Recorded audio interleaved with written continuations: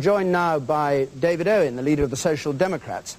Dr. Owen, you've argued for a tough budget. Do you think this government is reaping a harvest that was sown by Nigel Lawson as Chancellor? Yes, I think he irresponsibly relaxed consumer demand in order to win the 1987 election, and then inexplicably didn't turn off that demand and, in fact, fed it through his substantial tax-cutting budget immediately afterwards. So they have got to pull back on demand, and they still haven't done enough on that front, in my judgment. Is there a danger of his going too hard?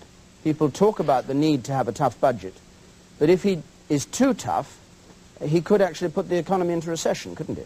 Yes, he could, and that is a danger. But if you have to veer on one side or other, it is better, in my view, to veer against the cliff edge, if you like, rather than over the precipice. And over the precipice lurks the very real danger of a quite considerable slide in the pound. And we dare not have that if we're going to check inflation. So the fundamental thing, which in my view this budget has to be judged about, is he, at the end of the day, signalling to the world that he is not prepared to see any further slide in the value of the currency, and indeed wants a stable and firm currency.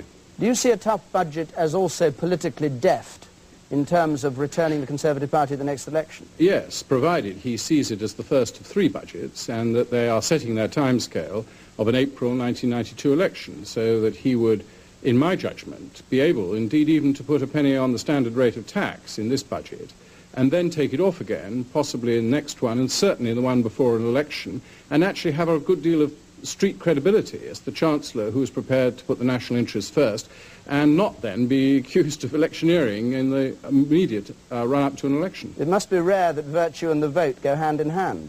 Well, a similar situation really was Roy Jenkins's budget in 1968, and he, if you may remember, psychologically took the very important decision of reimposing prescription charges.